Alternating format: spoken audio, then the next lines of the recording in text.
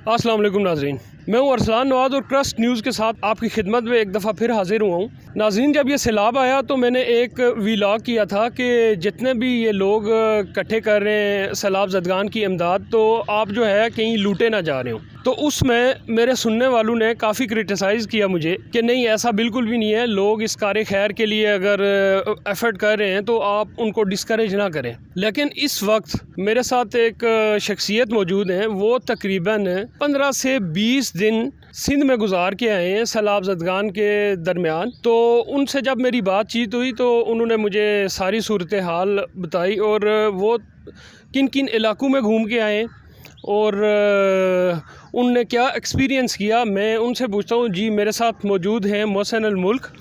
तो जी मोहसिन, आप कितने दिन वहाँ पे गुजार के आए और आपने जो इमदादी सरगर्मियों के हवाले से आपने चीज़ें देखी, पाक फ़ौज के अलावा बाकी कौन कौन सी इमदादी जो कह लें ऑर्गेनाइजेशन है या कौन से टीमें हैं वहाँ पे काम कर रही हैं? आप क्योंकि वहाँ से 15 से 20 दिन रह गए हैं, तो आपने क्या देखा वहाँ पे? आप अपना एक्सपीरियंस शेयर कीजिएगा हमारे साथ। Thank you Arsalan.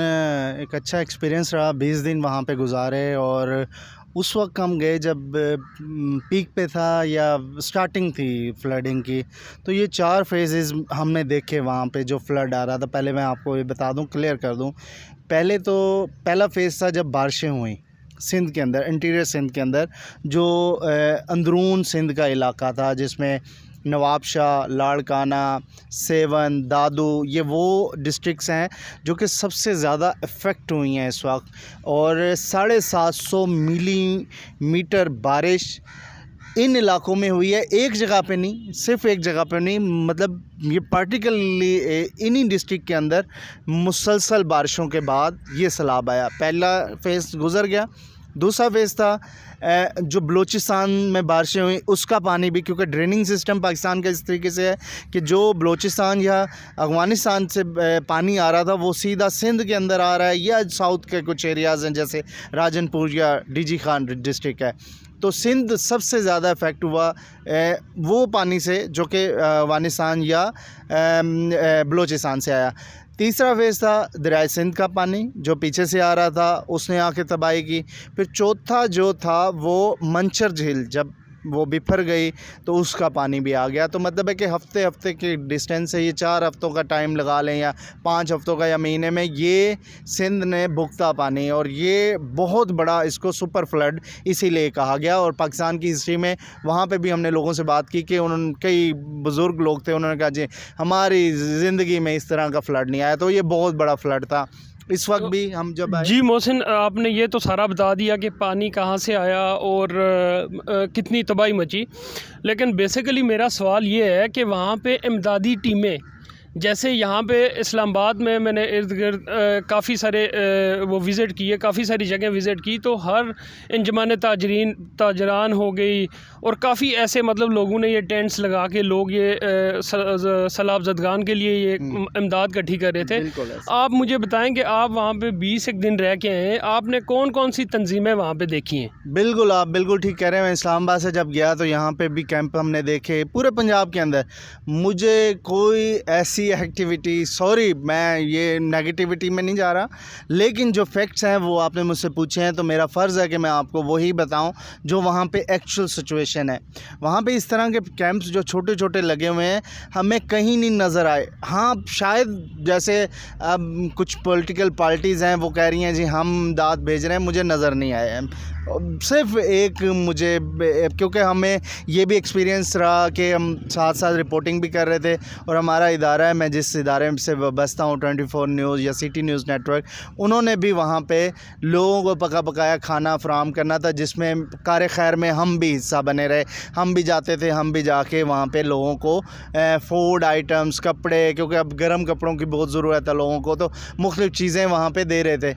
तो मैंने कोई सिंगल ऐसी तंजीम नहीं देखी। हाँ, मैं एक तंजीम का नाम लूँगा जिसको मैंने देखा और मेरा कोई वाबस्तगी नहीं है उनसे। अल खिदमत वाले वहाँ पे हमें नज़र आए काम करते हुए।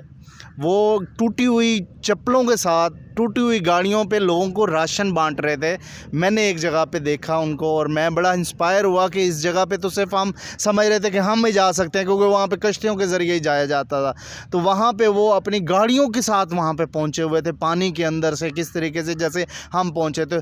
तो अरसलान ये हकीकत है कि पाक फ़ौज ने वहाँ पे सारी सरगर्मियाँ संभाली हुई हैं, कश्तियों के ज़रिए लोगों की जानें बचा रहे हैं। मैंने हेलीकॉप्टर्स भी देखे पाक फ़ौज की तरफ से, वहाँ पे राशन दिया जा रहा था, वहाँ पे बहुत सारी हाँ सिंध गवर्नमेंट भी किसी हद तक वहाँ पे काम कर रही है, क्योंकि मैं ख़ुद नवाबशाह में था।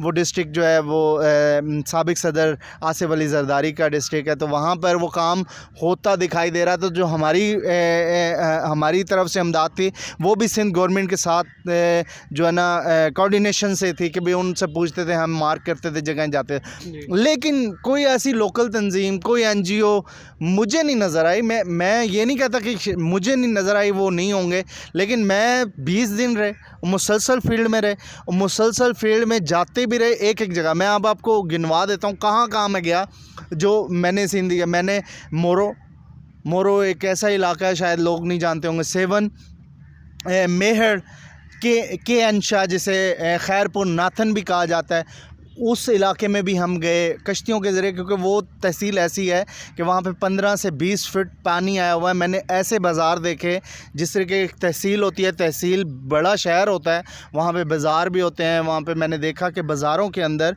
कपड़े तैर रहे थे, जूतियाँ तैर रही थी, मतलब दुकानों का सामान जो था वो बिल्कुल तहस नहस हुआ पड़ा था। तो वहाँ पे मैंने ईदी को मैंने खैरपुर नाथन में देखा। उन्होंने भी कश्ती सर्विस शुरू की हुई थी, पाक फ़ौज वहाँ पे थी उनके साथ मिलके।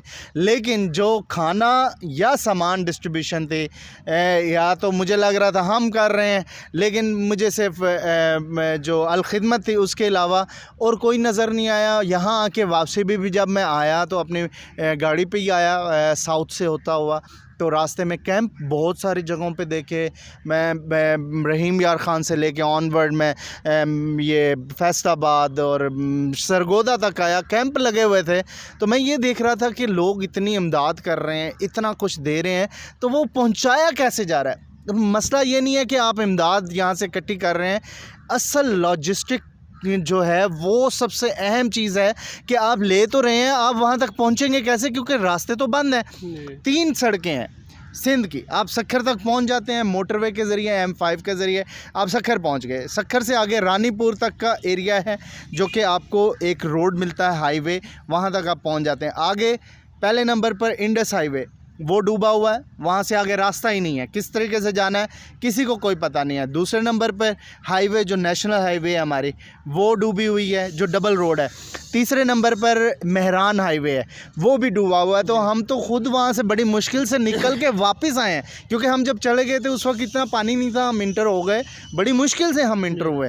तो आपकी बात सेकंड करूँगा, मैंने जो देखा वहाँ पे कोई ऐसे जो कि यहाँ पे छोटी तंजीमें हैं, जो लोग कह रहे हैं हम दे रहे हैं, उनसे पूछा जाए कि आप वहाँ पहुँचाएंगे कैसे भाई, तुम्हारा क्या तरीक़ाकार क्या है वहाँ पे लोगों के पास इस वक्त। वहाँ की आगे की बात बता देता हूँ, आप सवाल कर लें मैं, लेकिन आगे की बात बताऊँगा कि वहाँ हालात क्या हैं उसके बाद, क्योंकि इमदाद तो यहाँ पर लोग दे रहे हैं, अपने दिल से दे रहे हैं, अपनी हर चीज़ दे रहे हैं, पहुंचाएंगे कैसे, क्योंकि लोगों को ज़रूरत है वहाँ पे। अरसलान जी नाजरीन, तो जैसे मोहसिन हमारे साथ मौजूद थे और ये अपना एक्सपीरियंस लेके आए हैं 15 से 20 दिन का।